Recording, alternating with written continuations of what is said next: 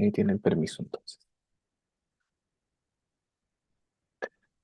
Hoy día entramos en este otro ciclo que es el envejecimiento. Eh, y obviamente algunas cosas vinculadas con el proceso de envejecimiento también, como es este fenómeno de las demencias, ¿no? Que ha estado tan de moda en los últimos años. Eh, Así que vamos a ir a ver cosas más conceptuales, porque obviamente en segundo semestre es donde se aplican eh, de forma más práctica eh, todas las cosas. A ver, está en pausa esto, porque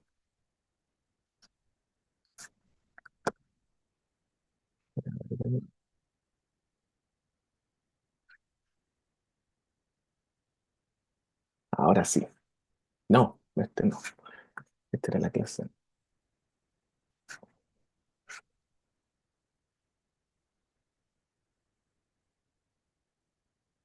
Ahora sí. Perfecto. Entonces, partamos tratando de definir qué es envejecimiento. Probablemente no hayan tenido todavía esta definición. No sé si la vayan a tener en algún momento tan explícita en alguna asignatura, porque eh, a menos que lo vean más adelante en lo que es ciclo vital, ¿no? Pero el concepto de envejecimiento ha ido cambiando en los últimos años e incluso hoy día tampoco existe una definición universal para este proceso. Eh, Esta es la primera definición de la cual se tiene memoria, 3300 antes de Cristo, ¿no? Y ya habla del debilitamiento de la vista y el oscurecimiento del sol y de la luz. Eh, Temblor en las manos, temblor en las piernas y la ausencia de dientes y la arruga de la piel y, y todo lo que lleva finalmente al proceso de muerte de la persona. Por lo tanto, este era el envejecimiento que se definió en los años 3300 antes de Cristo y probablemente con el cual hemos crecido, nos hemos desarrollado nosotros y ustedes también. Eh, pero esto cambió un poquito los últimos 10 años más o menos, eh, con nuevos hallazgos y nuevos estudios científicos que han ido demostrando que el envejecimiento es más allá que esto. Platón en Grecia ya nos decía que la vejez no viene sola, viene acompañada de cosas, y hoy en día la Organización Mundial de la Salud es una consecuencia de acumulación de lesiones moleculares y celulares a lo largo del tiempo. Por lo tanto, hoy en día existe un consenso de que es dependiente del tiempo, son eventos celulares y moleculares, acumulaciones de cosas, ¿no? Acumulaciones de daños en el tiempo que van llevando a cese de ciertas funciones. Eh, lo que dice aquí un descenso gradual, ¿no? De las capacidades físicas y mentales.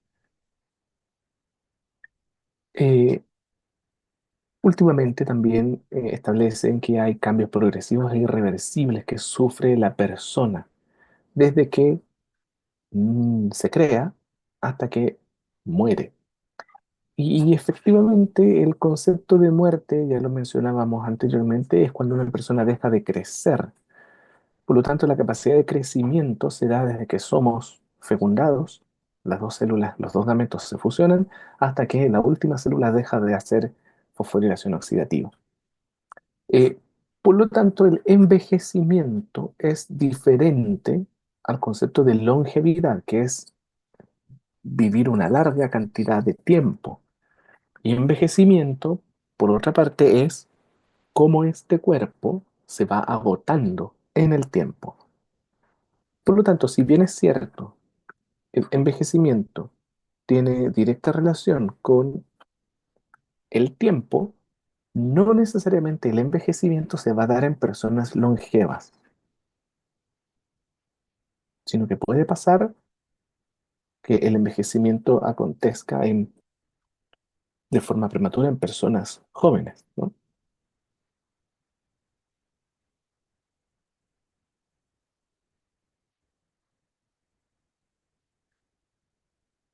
Por lo tanto, el envejecimiento es un proceso natural. Nadie está exento. Es inevitable. Es universal. No es algo que afecta solo a la persona humana, sino que afecta a todo el mundo, a todas las cosas. Es progresivo, es irreversible, o sea, algo que ya está envejecido no se puede rejuvenecer. Y ahí, por ejemplo, hay una cuestión ética importante, sobre todo los que hacen o los que se van a dedicar a cuestiones cosméticas, ¿no?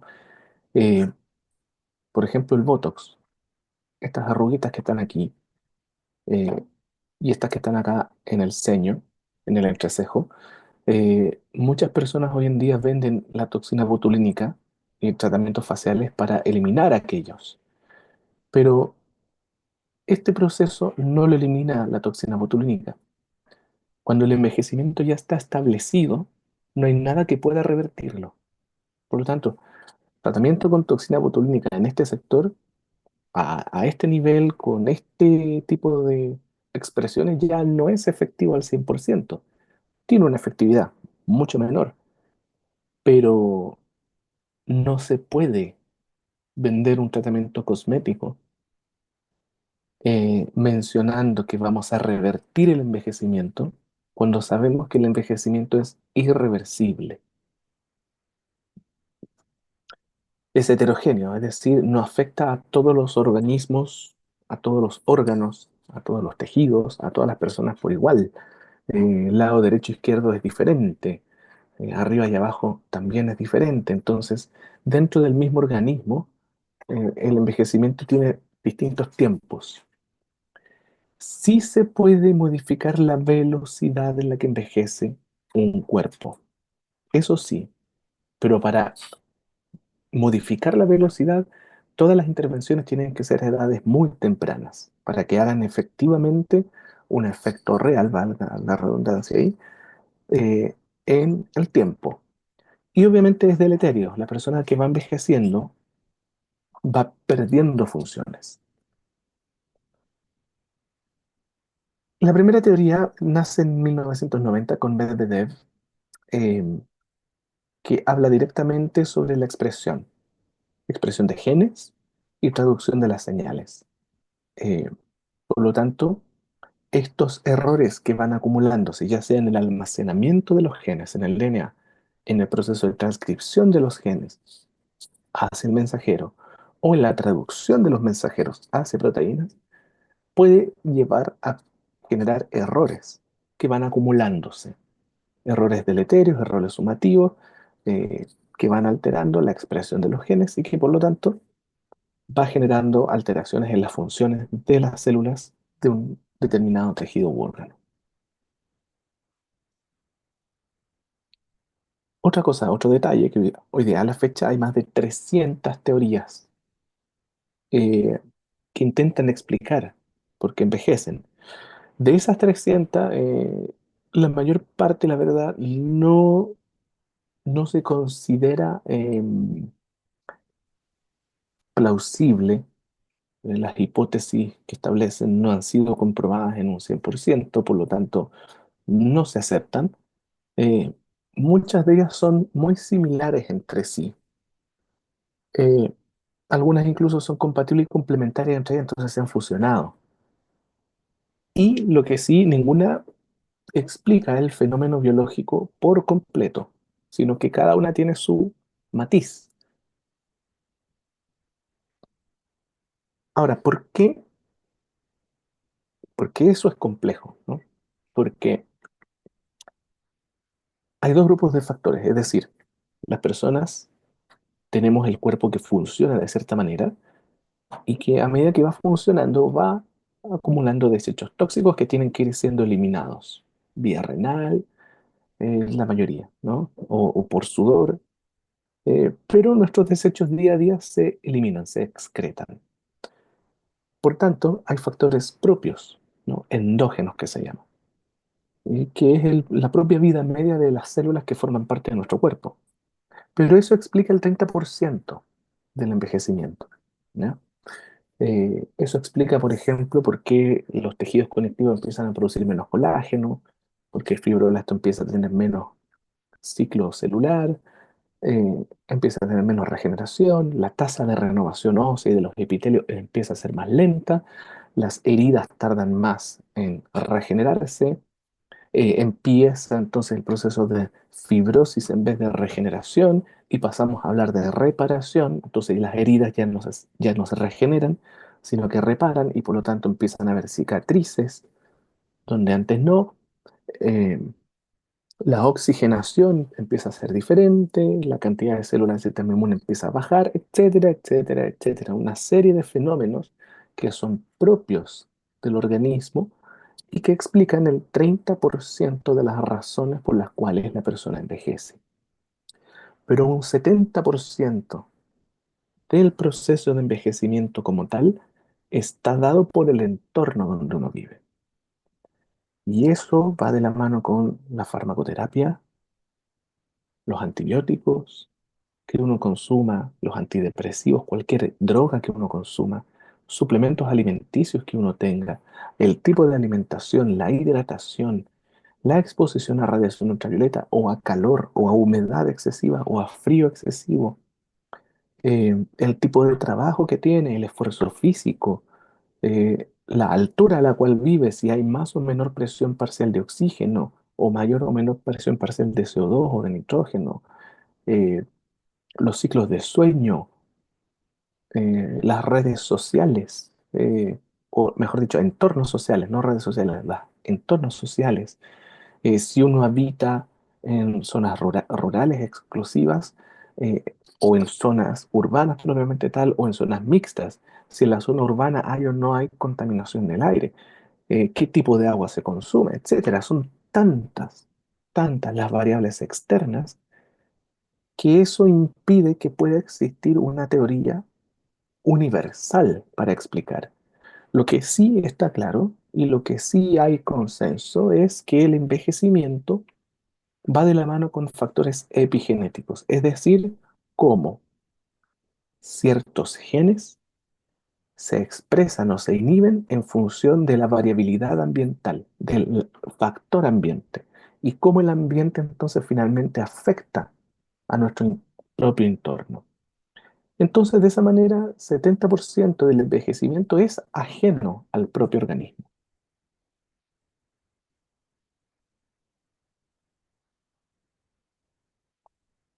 Entonces, aquí hay un ejemplo de la serie de factores que son propios, ¿no? Internos, propios del ciclo celular, propios de la fisiología celular y los exógenos, todos los externos. Hay muchos más. Eh, Ahora, dentro de estos están las distintas teorías. Aquí vamos a ver algunas de ellas, no todas, porque obviamente son más de 300, entonces sería imposible e inviable tener eh, cada una de las teorías en la mente. Pero estas son como las más clásicas que se van a encontrar y probablemente las más convencionales. La primera es la teoría estocástica, donde el envejecimiento es el resultado de consecuencias de alteraciones que ocurren aleatoriamente y se acumulan a lo largo del tiempo. Por ejemplo, lo que genera la radiación. La radiación genera mutaciones estocásticas, es decir, eh, mutaciones al azar en células al azar. Y estas mutaciones se van acumulando en la célula.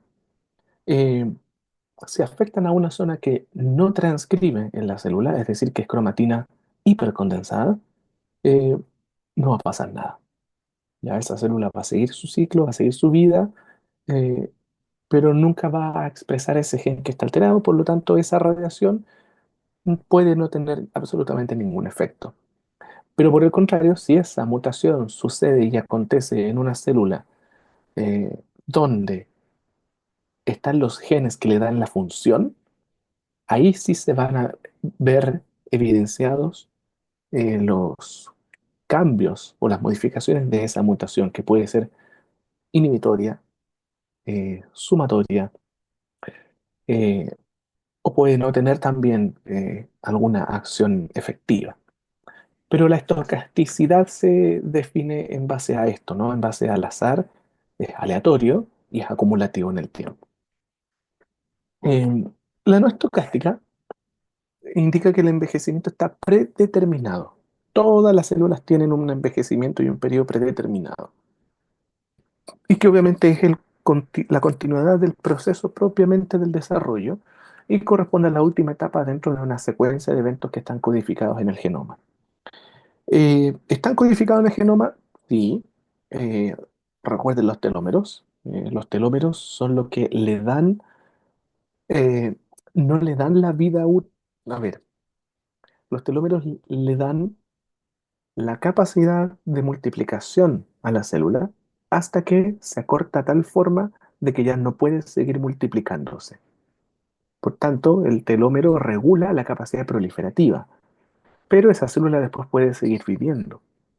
Cuánto tiempo más viva va a depender del entorno, del tejido y del ambiente que la rodea. Eh, por lo tanto, a eso apunta la no estocástica, ¿no? Que ese ciclo celular, ese ciclo vital de dicha célula está definida en sus genes. Y evidentemente, eh, así está indicado en la mayor parte de las células que tenemos en nuestro cuerpo y que tienen capacidad proliferativa. Llega un momento en que ya dejan de proliferar. Y cuando eso deja de proliferar, ese tejido empieza a envejecer. ¿Se puede envejecer de forma prematura? Sí, si es que aceleramos el metabolismo de dicho tejido. ¿Se puede detener el envejecimiento? Detener no, pero sí enlentecer, enlenteciendo y disminuyendo la capacidad de proliferación. Sin embargo, todavía no tenemos drogas o tratamientos efectivos para lograr controlar el ciclo celular de dicha forma. Lo único que tenemos hoy en día son las quimioterapias, que son drogas potentes para el tratamiento de neoplasias, de cáncer, y que detienen los ciclos celulares. Y eso genera la muerte de las células. Pero no tenemos eh, procesos para detener o acelerar los ciclos celulares. Eh, Perdón, para detener, para acelerar sí. Tenemos terapias como por ejemplo el ultrasonido, la electricidad en baja potencia, que son ondas capaces de acelerar el ciclo celular. Pero si aceleramos los ciclos celulares, vamos a ir disminuyendo la vida útil de esa célula porque obviamente va a tener más ciclos de división y los telómeros van a ir acortándose y por lo tanto eso va a ir generando que esa célula vaya avanzando en edad. La teoría del error catastrófico es la otra, que es la acumulación de errores y la síntesis proteica produce daños en la función. Em, Esto es algo que sucede, por ejemplo, en las personas que tienen diabetes. Cuando la diabetes se detecta y no se controla de buena forma, ese cuerpo empieza a envejecer mucho más acelerado.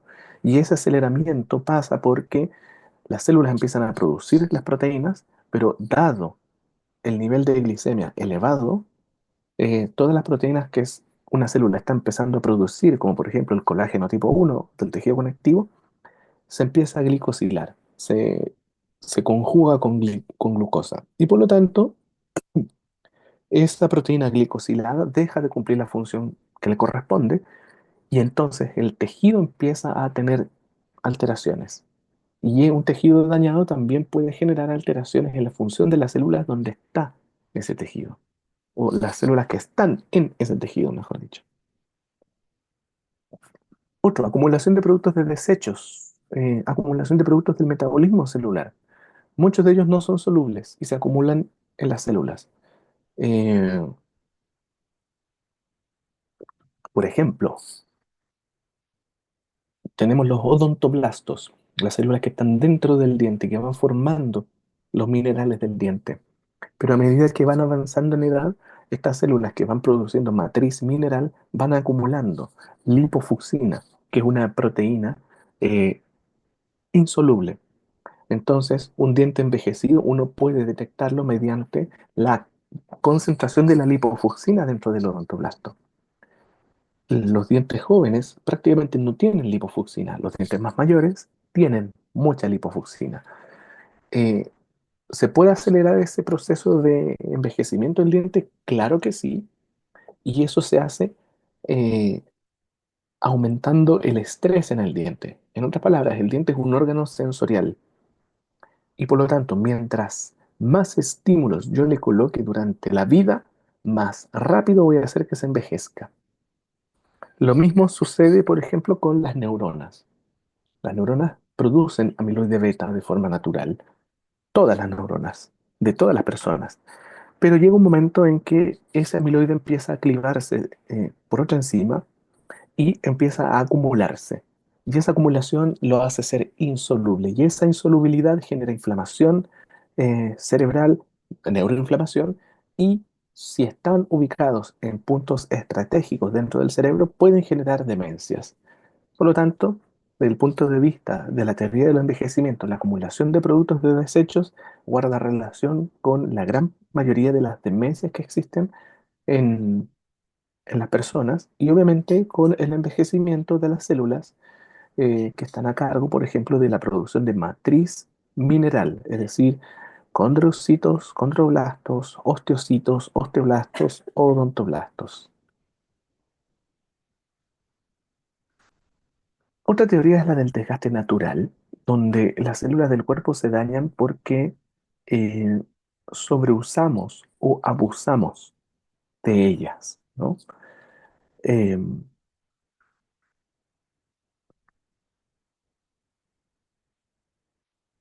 por ejemplo, a ver, aquí cuál puede ser un ejemplo clásico. El desgaste natural, los físico-culturistas, por ejemplo. Los físico-culturistas,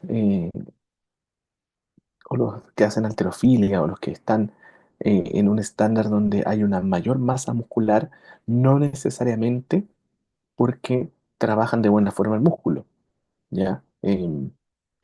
Hay límites dentro de la fisiología.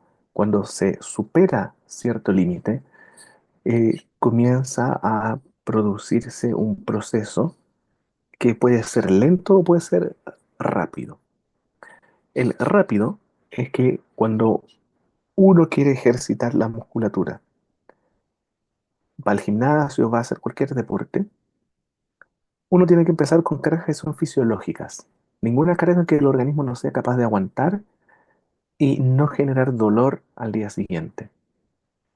Si el ejercicio propiamente tal generó dolor, ese dolor puede ser máximo de 3 días. Si sobrepasa, quiere decir que ese ejercicio o no estuvo bien ejecutado o fue de mucha mayor intensidad a la cual yo estaba preparado para soportarlo. Eso implica que si hay personas que hacen ejercicio a diario, eh, pesas a diarias, y siempre están con dolor, siempre van a estar en un grado de inflamación alto. Ese grado de inflamación genera una inflamación crónica de bajo grado, sistémica, y por lo tanto puede generar múltiples otras enfermedades, y las genera. De hecho, muchas personas que hacen halterofilia o personas que ustedes han visto en las noticias, eh, que son súper atléticas, muy musculosas, resulta que a los 45 años le viene un infarto agudo al miocardio. Entonces, bueno, uno se pregunta, ¿por qué una persona atlética con toda esa masa muscular sufre un infarto agudo al miocardio? Si se supone que el ejercicio es un factor protector cardiovascular. Pero la verdad es que es probable que esa persona haya hecho mucho tiempo ejercicio por sobre su límite funcional, por sobre su límite fisiológico. Y una persona que uno lo toca y le duele, porque está inflamado constantemente. Entonces, ese tipo de ejercicio genera este desgaste natural. Y ese desgaste natural puede ser lento, porque de hecho ese estado inflamatorio no solo puede generar enfermedades cardiovasculares, sino que también, por ejemplo, impotencia funcional. Eh, entre muchas otras cosas que puede producir. Y por otra parte, puede hacerse muy rápido ese desgaste natural. Y ese desgaste natural, por ejemplo, cuando la persona sobrepasa considerablemente sus límites fisiológicos y en vez de producir la hipertrofia muscular, se produce la rhabdomiólisis. ¿Y eso qué significa? Que destruyó su musculatura y eso se visualiza, por ejemplo, con orina de color café, donde lo que está eliminando por la orina es mioglobina. Entonces genera una alteración en la función renal también. Entonces, sea rápido, sea lento, se produce, se puede producir. El que es rápido es grave. Ahí tiene que ir directamente a la clínica, ¿no?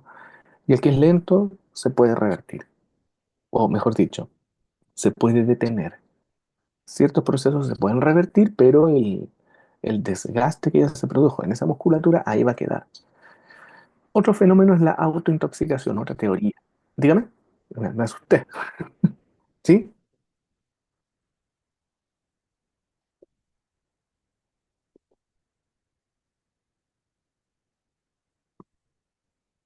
Sí, sí, totalmente. Porque es el uso continuo de las manos, por ejemplo. Y claro que sí, la artritis, o sea, la artrosis de las manos, donde se te van degenerando, incluso la artritis, cualquier enfermedad de origen laboral, tendinitis, ¿no? Tendinitis de las manos. Los dentistas tienen mucho tendinitis en los hombros o en el cuello, en la cervical. Dependiendo de si, por ejemplo, quienes trabajen después en pabellón y estén 8 horas de pie, vienen las hernias lumbares o las hernias cervicales, dependiendo de la postura que tengan. Y eso es desgaste natural, porque son mal posiciones laborales o bien eh, sobreuso de tus mismas articulaciones. ¿Ya? Entonces, ahí hay que tener ojo, que una cosa es trabajar y otra cosa es abusarse uno mismo del trabajo para evitar esto, por ejemplo. Eh, el otro es la autointoxicación, esta otra teoría, donde se parece un poquitito a esta, a la no estocástica, ¿no? Donde el envejecimiento depende de los productos del metabolismo y de la putrefacción intestinal. Aquí mete un... Por eso yo les comentaba o les decía que eran entre complementarias y se complementan unas con otras, porque aquí habla un poquito de las teorías no estocásticas, ¿no? Que, perdón, no la no estocástica, esta, la acumulación de desechos de productos, eh, e introduce este concepto de microbiota intestinal. Putrefacción intestinal, es decir, fermentación, fermentación eh, de productos que están dentro. En otras palabras, eh, todos los alimentos que entran salen de alguna u otra forma, pero si existe alteración en la microbiota intestinal, hay ciertos productos que pueden generar desechos que van a producir posible daño.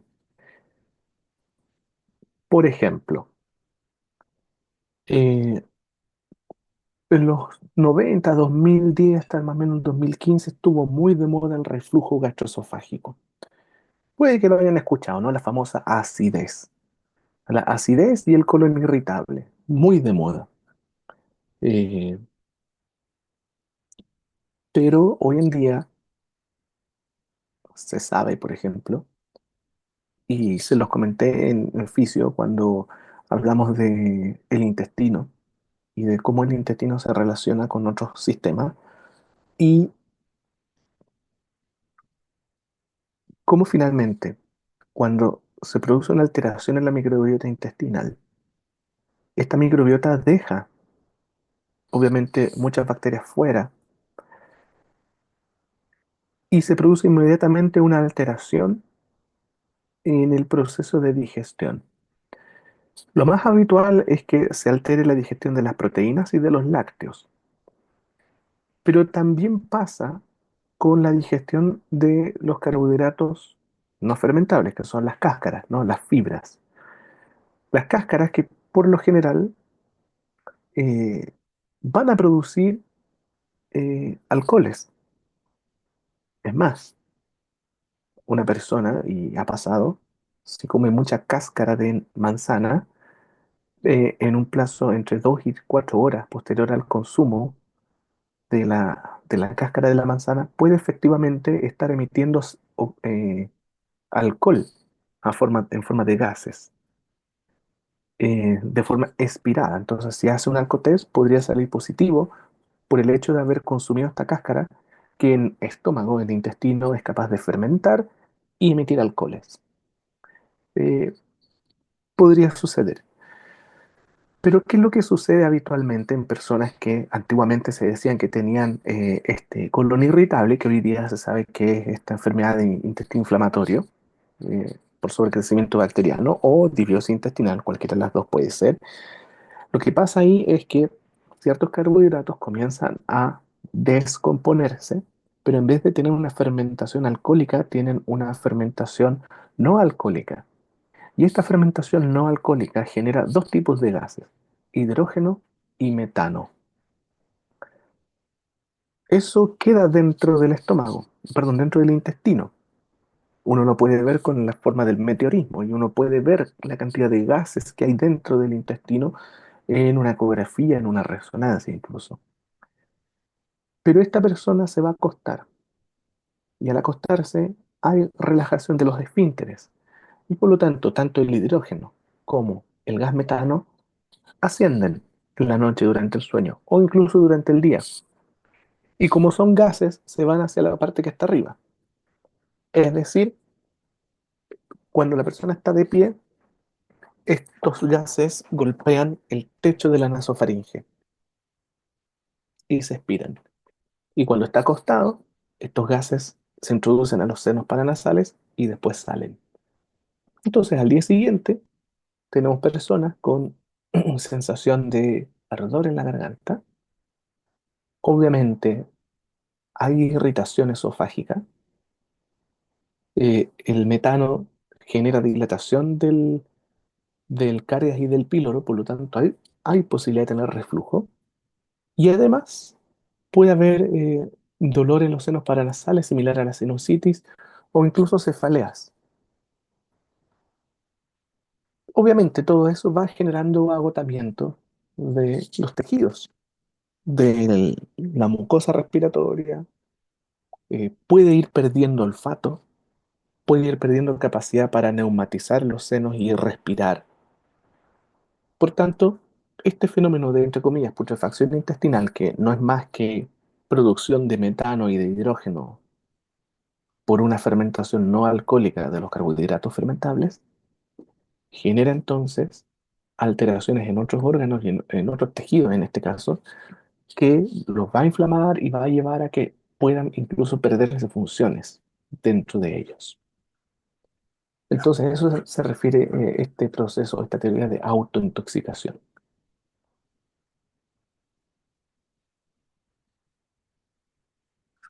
Radicales libres, esto es producto de la inflamación en cualquier forma, sistémica de bajo grado, mantención, inflamación sostenida, inflamación producto de enfermedades crónicas no transmisibles, que va a llevar a las especies reactivas de oxígeno y nitrógeno a estar más elevadas y por lo tanto la oxidación de lípidos de membrana, oxidación de proteínas, oxidación de carbohidratos, oxidación incluso de ácidos nucleicos. Otro proceso, otra teoría es la de los errores en la síntesis de la proteína.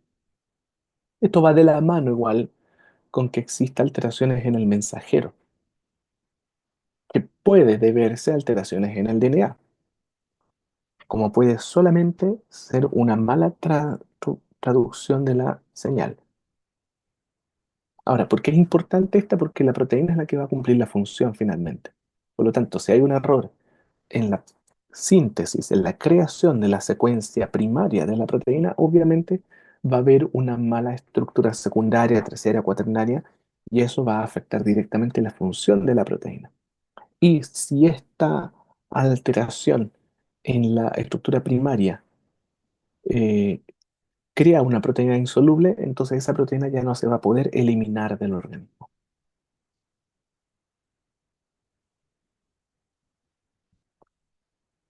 Podemos tener también modificaciones en el sistema endocrino, lo cual es natural que pase. Es la teoría de... es una teoría y es una de las teorías más evidentes, ¿no? ¿Dónde se ve? No se ve tanto en el hombre. Esto se observa más en las mujeres. Em, las mujeres, obviamente, eh, generalmente, ustedes, si se dedican, por ejemplo, a medicina interna, a ver o a ser diabetólogos, ¿no? O incluso enfermedades cardiovasculares, ustedes van a ver que la hipertensión, las arritmias, la diabetes, la resistencia a la insulina, em, son cuatro enfermedades que le dan tanto a hombres como a mujeres. Pero estas cuatro enfermedades y varias más asociadas, eh, a los hombres le dan más temprano. Es decir, ustedes pueden tener hombres hipertensos a los 20 años, hombres hipertensos de 30 años, hombres hipertensos de 50 años. Sin embargo, es muy difícil que ustedes puedan detectar una mujer hipertensa con 20, 30 o incluso 40 años. Muy difícil. Y eso se da porque los estrógenos cumplen un factor protector cardiovascular en las mujeres. Factor protector que los hombres no tienen. Del mismo modo, ustedes van a ver mujeres con osteoporosis, pero muy rara vez van a ver hombres con osteoporosis. Y eso nuevamente es porque los estrógenos, mientras existen, regulan el ciclo óseo, el ciclo de regeneración ósea, y regulan la concentración de fosfato y calcio en suero y en tejido óseo. Por tanto, mientras las mujeres tengan estrógenos de forma natural, van a estar protegidas contra las enfermedades cardiovasculares, enfermedades metabólicas y enfermedades osteodegenerativas. Llega la menopausia y todos los factores protectores que le daban los estrógenos se caen y por lo tanto aparecen todas las enfermedades que antes no habían aparecido. Y eso es una demostración clara de un envejecimiento producto de que se acabó un ciclo, que es el ciclo de fertilidad. Y eso, por ejemplo, en los hombres no se da tanto. ¿Ya? Los hombres pueden verse afectados de todas las enfermedades metabólicas y cardiovasculares desde bien temprano, más no de las osteodegenerativas. Es muy difícil porque la testosterona le protege. Ya para que un hombre tenga osteoporosis, tiene que tener niveles de testosterona muy bajos y estar en edades muy avanzadas, sobre los 80 años. Y ahí podríamos tener hombres con osteoporosis, pero generalmente es muy inusual de que exista aquello.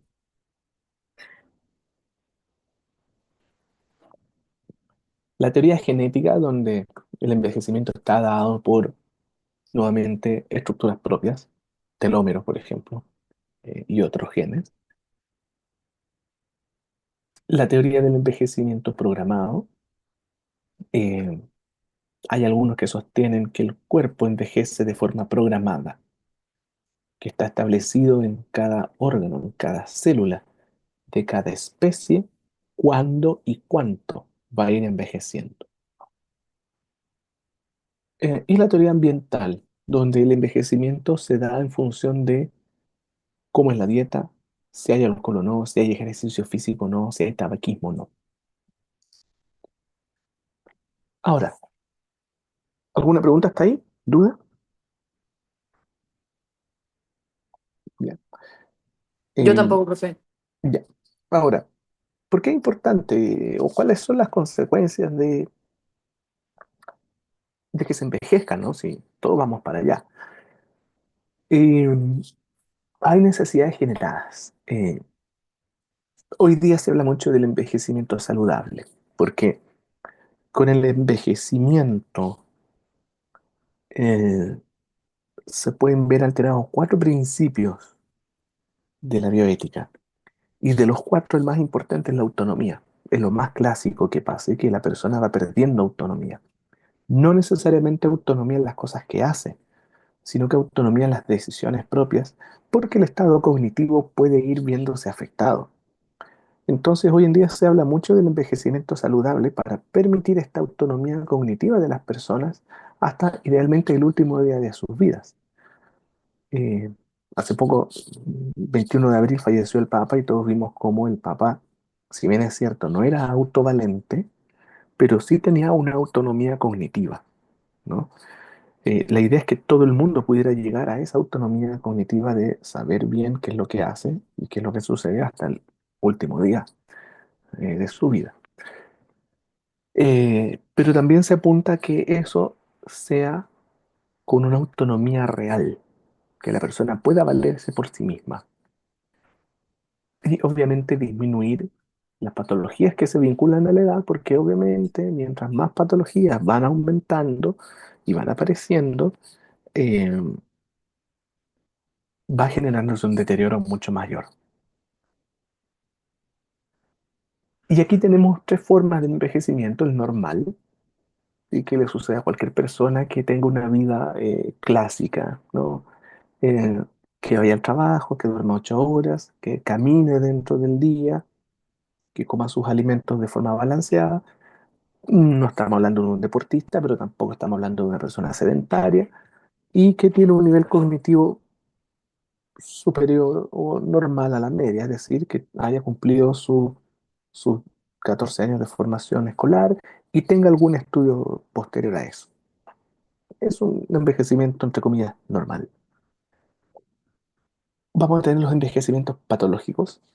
Todas las personas que ya pueden tener nivel socioeconómico más bajo, pueden tener niveles educativos más bajos, pueden tener sobrecargas laborales, es decir, personas que no necesariamente trabajan 6 u 8 horas diarias, sino que pueden estar trabajando 10 o 12 horas diarias, eh, cuyos tiempos de traslado es mucho, por lo tanto, no son en su mayoría físicamente activos, sino más bien son sedentarios, y las horas de sueño y las horas de alimentación están alteradas.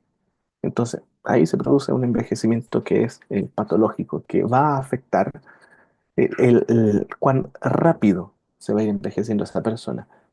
Y el activo que va de la mano con una fuente de bienestar psicológico donde, si pudiéramos encasillarlo, también generalmente son nivel socioeconómico medio alto, educación superior completa, eh, y que duermen las horas que corresponde, tienen su alimentación saludable, pero además se ejercitan. Por lo tanto, estamos hablando de que son personas que trabajan 8 o 6 horas o 10 horas, pero que además tienen tiempo para hacer algún tipo de ejercicio, ¿no?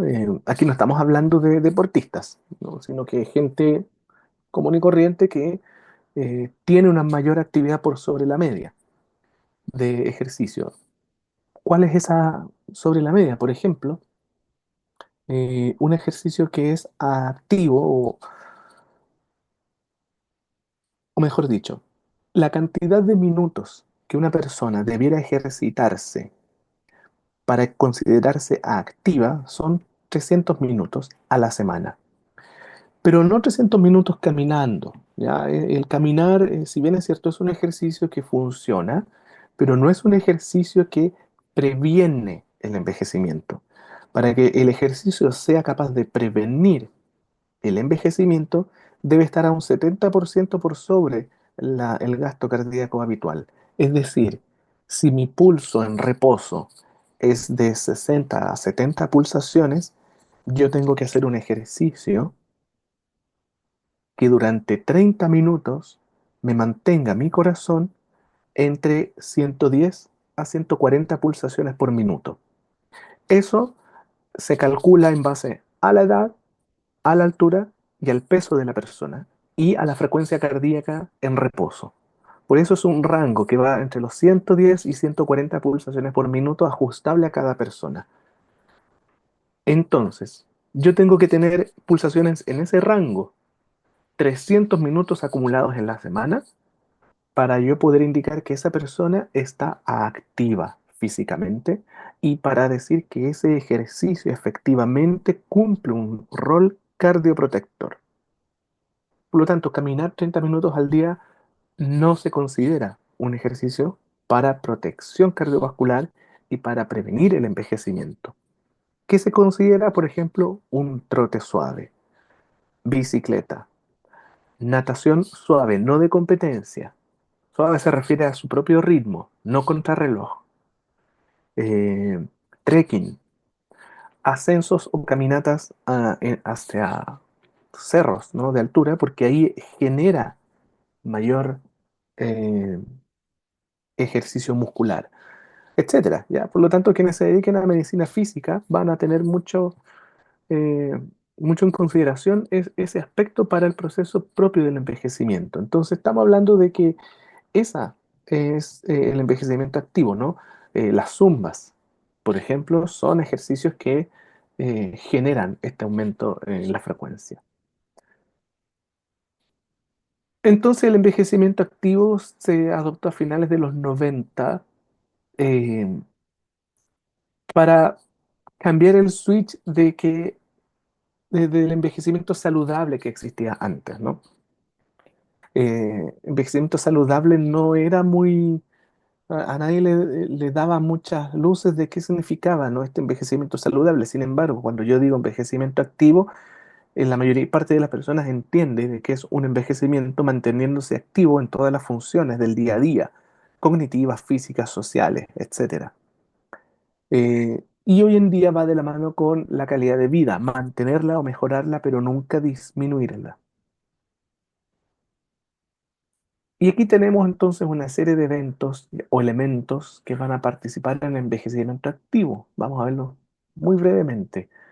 Lo primero, lo que hacemos las personas que trabajamos en salud, promocionar la salud, ¿no? Evitar, evitar las enfermedades adquiridas, el tabaquismo, ¿ya? Eh, Muchas veces se sigue insistiendo de que el tabaquismo es un hábito. El tabaquismo es una enfermedad, es una adicción, al igual que cualquier otra droga, por ejemplo. Eh, el alcoholismo, estamos hablando de beber en exceso. El insomnio, la dieta equilibrada, saludable, el peso, presiones, signos vitales. Todo eso es promoción de salud. Compromiso con la vida, es decir, metas diarias. La persona que ya está mayor y que ha jubilado, por ejemplo, hay que buscarle eh, un sentido de nuevo a esa nueva fase de la vida que tiene. Locus de control, es decir, qué control tiene la persona de él mismo, ¿no? La salud depende de mí o de mi entorno. Esto es importante porque es el gran cambio de paradigma que tenemos que lograr hacer en la salud. Ustedes ya tuvieron atención primaria y en el sistema de salud chileno. Y si bien es cierto, existe un modelo de salud familiar donde las personas tienen que hacerse cargo de su salud, hoy en día el sistema de salud sigue siendo muy paternalista porque seguimos haciendo rescates telefónicos a las personas embarazadas, por ejemplo, para que asistan a sus controles porque no van de forma espontánea. Entonces, las personas están acostumbradas a que va al médico, va a la médica para que le trate su diabetes con un remedio. Y las personas descansan su diabetes en ese remedio. Y pueden estar 25 años tomando el remedio, pero nunca van a cambiar su calidad y su estilo de vida para dejar de usar el remedio. En otras palabras, las personas son muy dependientes del profesional de la salud y dejan y han dejado de tomar su propia salud eh, o de tomar el control de su propia salud. Como yo les decía, descansan en la medicina que les va a dar un remedio, una pastillita milagrosa que le va a bajar la glicemia. Pero por otra parte, ellos siguen teniendo exactamente la misma calidad de vida que tenían antes y que fue la que les llevó a tener alterada el control de la glicemia. Siguen durmiendo a deshoras, siguen comiendo a deshoras, siguen siendo sedentarios, etcétera, etcétera, etcétera. Entonces, este locus de control es cambiar, ¿no? Hacer que las personas entiendan que la salud depende de cada uno de nosotros, no del remedio que yo me estoy tomando. Ese remedio colabora, pero va a llegar un momento que si yo no cambio, ese remedio va a dejar de hacerme efecto. Y es lo que pasa en las personas que son crónicas, hipertensas, diabéticas. Empezamos con un fármaco, después tenemos que agregarle otro, cambiarle otro, agregarle otro, y cada cambio y cada agregación va teniendo más efectos secundarios, más desechos tóxicos en otros órganos, y esa persona termina envejeciendo de forma prematura. Apoyo social, ¿no? Cuán importante es mantener el vínculo social con su entorno hasta el último día de la vida. Eh, Tiene un efecto directo sobre el bienestar mental, social, aumenta y se correlaciona con la longevidad, la calidad de vida, también da mayor autoestima, eh, etcétera. Bueno, la actividad física ya se los comenté porque es importante que esta actividad sea siempre y lo importante es el funcionamiento cognitivo, ¿no? Mantenerlo hasta el último día es importantísimo para generar y evitar las degeneraciones neuronales. Eh, por lo general la inteligencia, como dice aquí, se deteriora con la edad, eh, porque obviamente la velocidad con la que sinaptan nuestras células, nuestras neuronas, ya no son las mismas a los 60 que a los 20 o a los 80 que a los 40. Va siendo un poco más lento. No significa que, no se, que se pierda la inteligencia, pero sí se va haciendo mucho más lento lo que la persona tarda en procesar las cosas. ¿Consulta hasta ahí? No, profe. Bien. Ahora, vamos adentrando un poquito en la memoria en estos minutitos que nos quedan, eh, que es esta capacidad que tiene la mente, el cerebro, de retener cosas y de recordar cosas, y no solo recordar un evento puntual, sino que generar la asociatividad. La memoria es un constructo que se establece entre múltiples estructuras dentro del cerebro.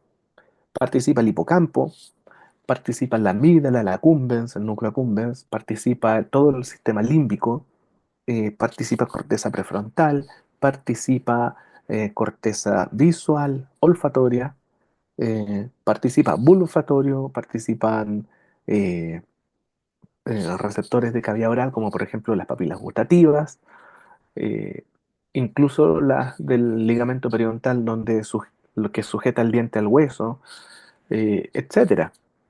Porque las experiencias se viven y se almacenan en su completitud, pero después basta un desencadenante para recordar todo el proceso.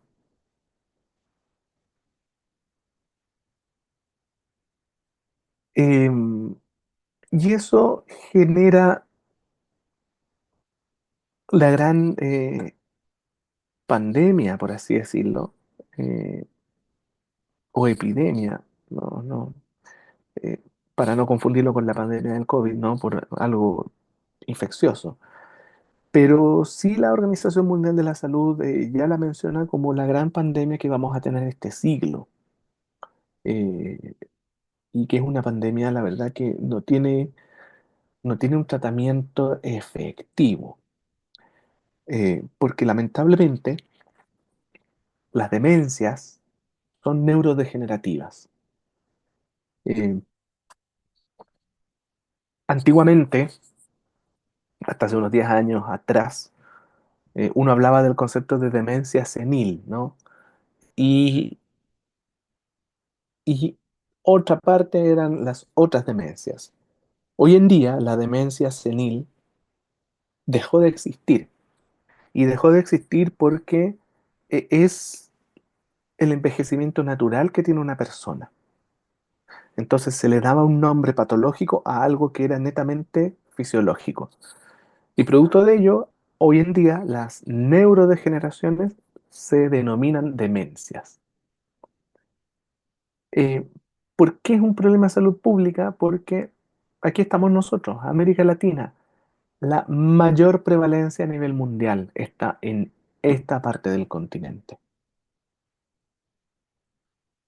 En segundo lugar, si vemos aquí la cantidad de personas con demencia por millones de habitantes, vamos viendo que América Latina andina, como somos nosotros, perdón, meridional, que somos nosotros, aquí estábamos en los eh, 0,6 por millón, 1,08 por millón, y vamos a aumentar a 1,83 por millón.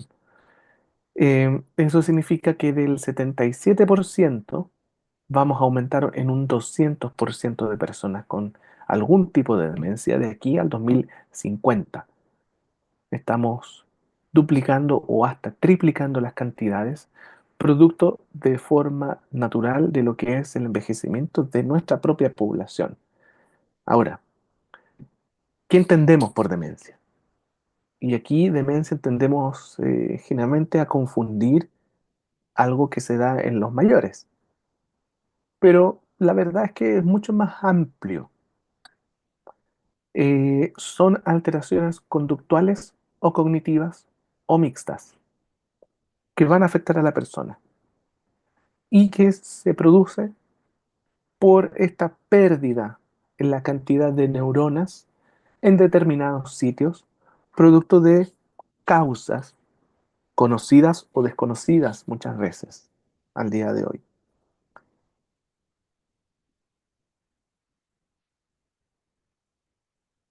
Y hoy en día podemos tener unas clasificaciones donde hay demencias corticales o subcorticales. Demencias corticales tenemos la enfermedad de Alzheimer, enfermedad de Pick, enfermedad de Jacob, cuerpos de Lewy. Y aquí estas conforman el síndrome triple A, ¿ya? Afaso, apraxo, agnósico. Afaso, que es la capacidad del habla. Este apraxo es la capacidad del movimiento, ¿ya? Y agnóstico es la capacidad del conocimiento, es decir, puedo tener cualquiera de estos tres o los tres, alterar mi lenguaje, mi forma de expresión, alterar mi movimiento corporal y alterar mi capacidad cognitiva. Generalmente la cognición guarda relación con la pérdida de la memoria o la pérdida del control de las emociones. Y subcorticales vamos a tener Parkinson y Huntington, que son extrapiramidales, afectan a los miembros y aspectos motivacionales como sistema límbico o sistema del núcleo accumbens. Y aparte de estas que son adquiridas, ¿no? Que son por múltiples causas, vamos a tener las demencias vasculares, que son demencias vinculadas con la aterosclerosis de las arterias cerebrales o como consecuencia de accidentes cerebrovasculares que dejan zonas isquémicas dentro del cerebro y por lo tanto, ya sea por accidente cerebrovascular o por aterosclerosis vascular, se produce esta zona de isquemia y de poca irrigación que va generando la muerte de ciertas neuronas en el área afectada y eso lleva entonces a que esa región deje de funcionar y podamos tener enfermedades tipo Alzheimer, enfermedades tipo Parkinson, sin ser necesariamente esas enfermedades como tal, sino como consecuencia de la obliteración de los vasos sanguíneos que irrigaban esa zona y generaron la muerte de esas neuronas. Y podemos tener deterioros escalonados, ¿no? Que son un conjunto de eventos que van sucediendo producto de causas mixtas. Es decir, la persona tenía enfermedad de Alzheimer, le viene un accidente vascular, se agrava la enfermedad. O la enfermedad adquiere otro, otra sintomatología porque la isquemia fue en una región diferente. Bien, y estas son las consideradas globales y estas las localizadas. Aquí tenemos una distribución de los tipos de demencias en el Reino Unido y vamos viendo cómo, por ejemplo, la enfermedad de Alzheimer en amarillo es lo que más se da. El Alzheimer prácticamente es el 60% de las demencias en el mundo en general, las personas que tienen algún tipo de demencia. Aparece a los 30 años y obviamente va evolucionando con la edad y en los 95 años, fíjense aquí, ya sobre el 60. Estos 60%, entre los 60 y los 65 años, es cuando se dispara o se acerca más a este porcentaje. Antes no tanto porque es muy difícil diagnosticar enfermedad de Alzheimer en edades tan tempranas. Hay veces en que se logra diagnosticar antes de los 50, pero cuando se diagnostica, esta enfermedad ya tiene al menos 10 años de evolución. Ahora, diagnosticar en personas de 30 años es súper irregular. Entre los 30 y los 45 es súper irregular, es súper difícil, ¿ya? Pero aquí vamos viendo entonces cómo los otros tipos de demencia son mucho más frecuentes a edades más tempranas. Y el Alzheimer eh, sigue punteando el ranking a medida que la persona va teniendo más edad. Luego, ¿cuál aparece? Por ejemplo, la demencia mixta, que es, por ejemplo, el Alzheimer más la consecuencia del accidente vascular o infarto cerebral, y seguida por los cuerpos de Lewy. Los cuerpos de Lewy afectan al sistema frontal. Por si no lo conocen, es la demencia que tenía Robin Williams, perdón, y que generaba alteraciones en la memoria y alteraciones en el control de las emociones. Entonces, obviamente eso generó que Robin Williams llevara a una depresión que finalmente decidió terminar con la vida de forma prematura para no tener que finalizar sus días sin conocer ni reconocer a nadie. Y esto es, por ejemplo, los hombres, donde también aumenta la demencia tipo Alzheimer y la variabilidad de la demencia mixta es mucho mayor en edad entre los 50 y los 60, producto de, por ejemplo, la obesidad, ¿no? La obesidad genera entonces esta demencia vascular y esta demencia mixta como consecuencia de la aterosclerosis o de los accidentes vasculares. Em, en Chile, ¿cómo nosotros tenemos una aproximación? Bueno, con el Mini Mental, que es un test cognitivo que, si bien es cierto, no define si hay o no hay Alzheimer, pero nos permite saber el estado de dependencia, cuán autovalente o no es una persona. Aquí están los valores en hombres y en mujeres y el valor promedio. Esto va a un puntaje de 0 a 20, eh, donde a mayor puntaje es más autovalente y a más bajo puntaje podemos tener en riesgo de dependencia o dependencia leve, moderada o severa. Entonces aquí tenemos personas de 80 años y más que la verdad están en el límite de ser dependientes severos a dependientes moderados. Em, Aquí está el EFAM, que es parte del examen familiar que se hace en atención primaria, y son preguntas básicas que uno tiene para saber si la persona tiene o no tiene algún riesgo de tener deterioro cognitivo. Es la primera pincelada que uno le hace. El examen familiar aquí hace consultas con relación a actividades propias del día a día. Luego se aplica un mini mental abreviado, que son 10 preguntitas. Y luego se continúa con estas otras preguntas y en base al puntaje se decide si continuamos indagando en el aspecto cognitivo.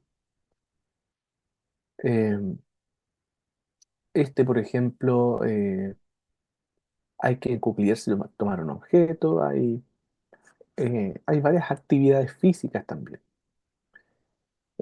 Aquí está la parte B, se relaciona con los signos vitales, ¿no? Presión, diabetes, lectura. Nuevamente el puntaje del mini mental, abreviado, ¿sí? Eh, Estado de depresión, ansioso o nervioso. Todo esto obviamente pensando que la persona es autovalente. Si la persona no es autovalente, ahí entramos entonces en la pregunta de quién va a responder, ¿no? Si la persona o el acompañante, en este caso. Y aquí está, por ejemplo, el mini mental, donde la primera pregunta que se hace es día y mes del día, mes y año en el cual estamos. Entonces, esta es una pregunta que la verdad uno eh, es cuestionable. ¿Ya? Es cuestionable porque si una persona tiene 95 años, está jubilada hace casi 30 años, la verdad es que poco y nada le interesa saber qué día y qué año es, ¿no? La única forma que lo sepa es que vea todos los días las noticias o lea el diario. Pero sabemos que esa no es la realidad de la gran mayoría de las personas mayores. Entonces, ya la primera pregunta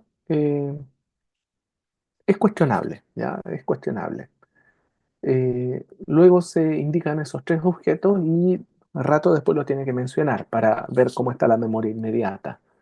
Luego tiene que repetir el 1, 3, 5, 7, 9, pero al revés. Eh, Luego seguir una explicación, unas indicaciones. Aquí se recuerdan los números que le habían dicho o las letras. Luego copiar, etcétera, ¿no? Entonces, eh, en base a un examen como este, se establece muchas veces que la persona puede o no puede tener algún grado de deterioro cognitivo, pero hoy en día lo que esto hace es evaluar el riesgo de dependencia. Entonces, no es un instrumento 100% validado, sin embargo, en atención primaria se ocupa. Y este es el completo, ¿ya? Que tiene 30 puntos. El anterior tiene 19. Esta es la versión abreviada que se hace en el examen de salud. Eh, lo ideal sería este, ¿ya? Ahora, este está del español propiamente tal y hay que traducirlo al castellano chileno, al castellano latinoamericano. Por lo tanto, es un poco más complejo y evalúa orientación temporal, espacial, recuerdo o memoria inmediata, eh, funciones cognitivas, memoria más tardía quizás y lenguaje. Ahora, tenemos este otro examen que también está en los CESFAM, en los centros de salud, en los hospitales, y es un poco más dirigido a la cognición. Este, por ejemplo, sí nos arroja si la persona tiene o no tiene deterioro cognitivo. Eh, Algo tan simple como dibujar las 11:10 en un reloj, las personas que tienen alteración de la memoria espacial no pueden hacerlo. La persona con Alzheimer no es capaz de hacer este dibujo, no es capaz de cerrar el círculo, por ejemplo. ¿Ya? Entonces, aquí hay que seguir una secuencia, copiar un cubo para ver la memoria tridimensional y una serie de preguntas con un total de puntaje que también arroja niveles. Em, y aquí vemos el deterioro cognitivo distinto a la gráfica anterior, donde se veía el resultado del mini mental. Aquí es deterioro cognitivo en base si mal no recuerdo, en base al test de Moca. Aquí está la prevalencia, no, perdón, deterioro cognitivo en base a diagnósticos de deterioro cognitivo. 7,5% de hombres entre los 60 y los 65 años y el deterioro cognitivo aumenta a 21% de los mayores de 80 versus las mujeres de 60 a 69 años que tienen 6,9% de prevalencia de deterioro cognitivo y aumenta 20% a mayores de 80. Por lo tanto, eh, el promedio entre los 60 en adelante es que aproximadamente el 10%, tanto de hombres como de mujeres, tiene o está afectada de algún tipo de demencia o de deterioro cognitivo. Sabemos hoy en día que esa información puede ser más, dado que esto es lo único que tenemos, que es del 2010, 2009-2010, es decir, esta información se obtuvo entre 2008 y 2009, ya más de 10 años, casi 15, bueno, más de 15 en realidad. Y no tenemos información actualizada con relación a cómo está este tipo de enfermedad dentro de nuestra población. Así entonces, el 50% hoy día, por datos no oficiales, ¿ok? Está afectado por enfermedad de Alzheimer. 22, esta demencia de tipo mixta, ¿no? Enfermedad de Alzheimer más alteraciones vasculares. 15% como consecuencia de enfermedades vasculares o cerebrovasculares y un 13% de otras. Aquí está el Parkinson, el cuerpo de Lewy, afasia frontotemporal, etcétera. Esto guarda importancia porque todos los días se diagnostica a una persona con algún tipo de enfermedad neurodegenerativa cada 3 segundos. Si hoy en día se gastan 818 billones de dólares al año, eh, bueno, hoy día no, perdón, el 2018 se gastaba 1 trillón, para el 2030 se va a duplicar esa cifra. Eh, si se fijan en Latinoamérica, tenemos 9,4 millones aproximadamente de personas con demencias. Y esto va a duplicar o triplicarse aquí al 2050. Entonces, desde el punto de vista salubrista es importante, pero también desde el punto de vista bioético, en el contexto de qué es lo que no estamos haciendo para revertir esto. Porque hay algo que no estamos haciendo bien y que evidentemente está generando que de aquí al 2050 esto se vaya a duplicar o a triplicar. Y claramente lo que no estamos haciendo bien son medidas de salud primaria, de promoción de la salud. Algo tan sencillo como las políticas antivapeos eh, podrían eventualmente disminuir ese aceleramiento. Sin embargo, hoy día el vapeo, el hecho de vapear, se ha normalizado tanto y han aparecido tantas consecuencias fatales del vapeo, y pese a eso, la ciencia y la medicina sigue perdiendo peso en la opinión pública. Eh, dígame. Ujú.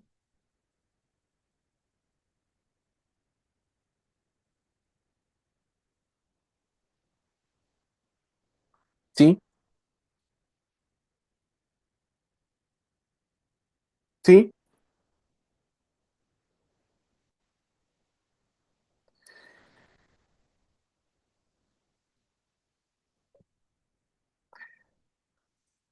sí. Mira, todavía es discutible si efectivamente tiene o no tiene efecto. No, em, es verdad, los microplásticos están dentro de todo el mundo ya, ¿no? De los peces, incluso de nosotros mismos, a forma de nanopartículas. Pero en estricto rigor, los nanoplásticos son inertes. Si son polímeros, son inertes. Entonces, ahí quedan. El tema es si en el tiempo te genera o no te genera algo. Y eso es lo que todavía no se tiene ciencia cierta de si te generan o no te generan cosas. Evidentemente hay que estar atentos a aquello, pero, pero sí, pues, o sea, el otro día, 2, 3 días atrás, creo que estaba mencionando que el Plumavit, cuando se calienta, emite partículas tóxicas. Y ahí entonces empezaron a preguntarse acerca de qué pasaba con los vasitos de Plumavit, con todas las cosas que se utilizan de ese material para preservar los alimentos. Y claro, hay que tener Hay que tener en cuenta que no existe un único tipo de Plumavit, por ejemplo, ¿no? Los vasos térmicos es el Plumavit ultra prensado, lo mismo que se utilizan para mantener las cadenas de frío. Entonces, en esos es menos probable que pase esa eliminación de residuos tóxicos. Pero claro, es un tema que también puede estar afectando a esto, sobre todo si son insolubles y se acumulan en el cerebro. Hay que ver si al ser insolubles generan inflamación o no. Si no generan inflamación, estamos bien, pero si generan inflamación, entonces es parte de la causa. Pero claramente falta ahí investigación científica que vaya apuntando a ello.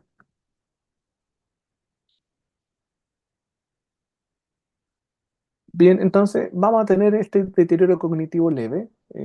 ¿Cuánto nos queda? Nos quedan 3 minutos, ¿no? 5 minutos.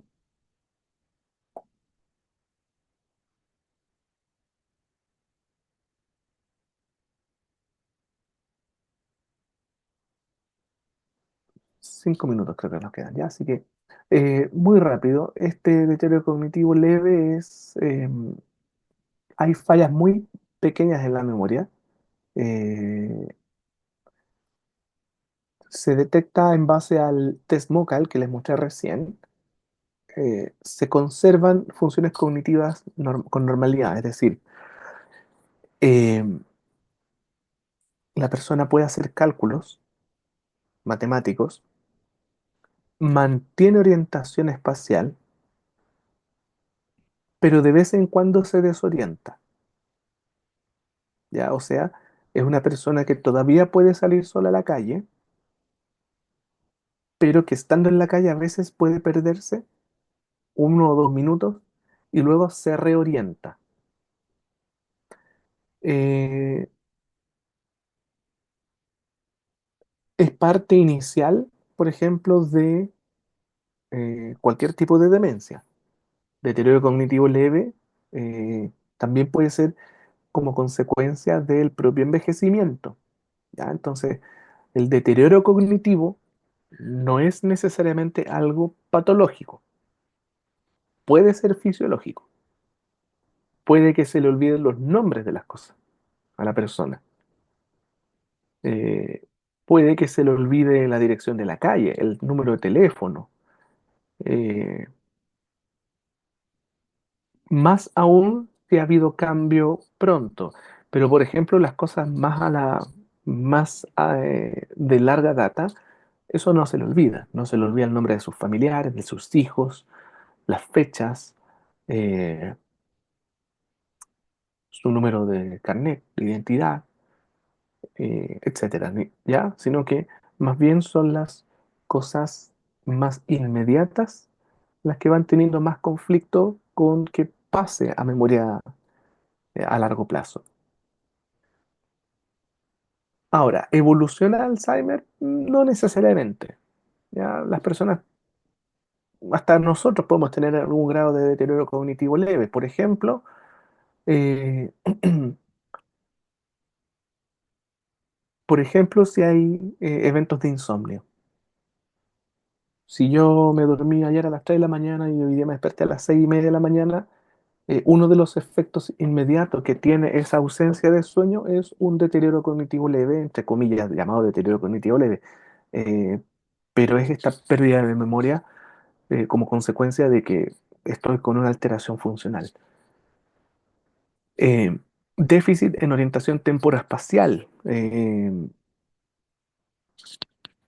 pérdida de recuerdos inmediatos, pobre desempeño en pruebas de orientación visual o verbal. Ahora, no necesariamente, como yo les digo, va a evolucionar en un Alzheimer. Puede que esto se mantenga siempre en el tiempo.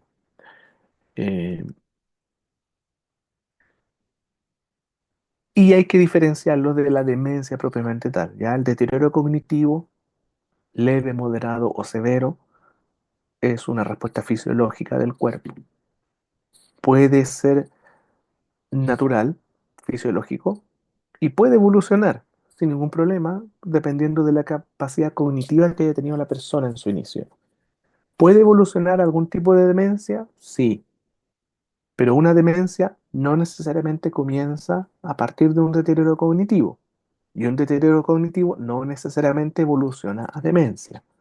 La demencia por lo general parte como un fenómeno neurodegenerativo propiamente tal, ¿ya?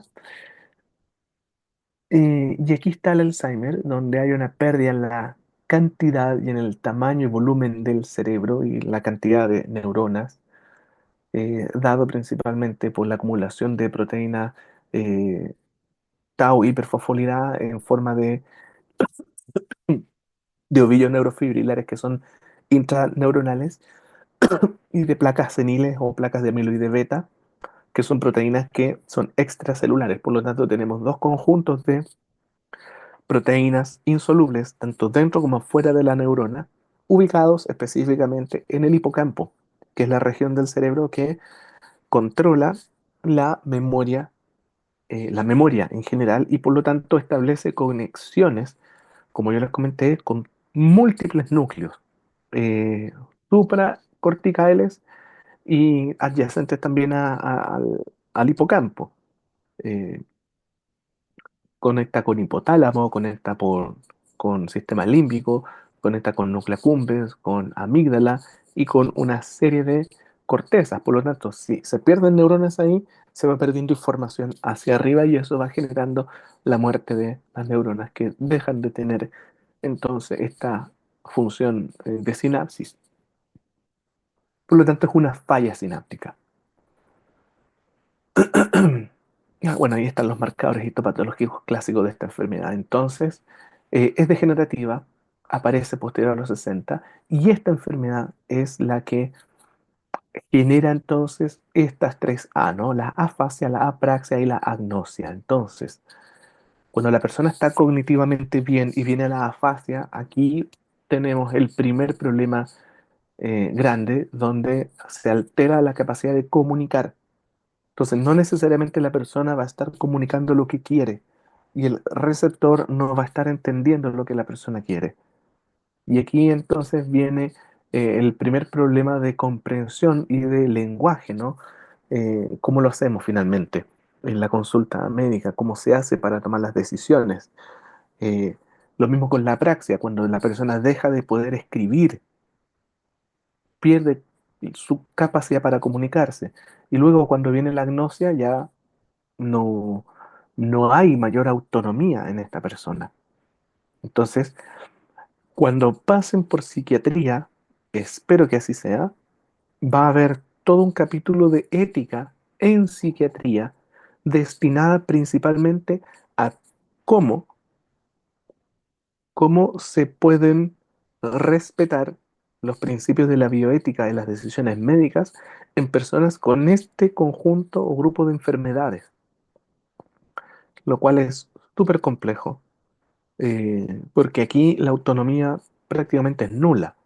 Entonces hay muchas decisiones que van a recaer sobre los familiares. Y como yo les comentaba la otra vez, con relación a quién decide finalmente el momento de morir, si esta persona con Alzheimer llega con un accidente cerebrovascular, ¿quién toma la decisión de mantener la función vital?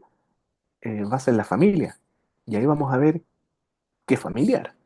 Entonces, ahí ustedes van a tener que verse enfrentadas o enfrentados a, a esperar una decisión por parte de la familia antes de iniciar un proceso terapéutico que puede que se requiera esta decisión en un tiempo de 1 minuto o 5 minutos o 3 días. Eso va a depender de qué es lo que hay que hacer y qué enfermedad tiene. Por lo tanto, por eso, para el aspecto de psiquiatría existe una ética muy particular también. Y finalmente, bueno, aquí Parkinson, este ya, si bien es cierto, el Parkinson también es una enfermedad neurodegenerativa, la parte cognitiva no está tan afectada porque es subcortical y afecta cerebelo y sustancia nigra. Entonces es más que nada control de movimientos, más que control, más que alteración cognitiva. Y eso lo podemos ver, por ejemplo, en Michael J. Fox, que después de casi 30 años sigue con la enfermedad de Parkinson. Ya se ve mucho más deteriorado desde el punto de vista de la capacidad que él tiene para controlar sus movimientos, pero no se ve con un deterioro cognitivo. Bien, eh, y eso era la clase de hoy. Más que nada para que vayamos entendiendo y después podamos hablar en un mismo idioma en el segundo semestre cuando veamos los dilemas éticos en relación a este aspecto del ciclo vital. Bien, eso era lo de bioética del día de hoy. Eh, en un ratito más nos tenemos que volver a encontrar para fisiología.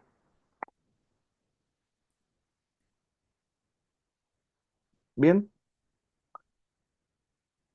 así que nos vemos a las 5. A las 17 horas les voy a mandar el, el enlace. Bien, ya pues, que estén bien mientras tanto. Nos vemos.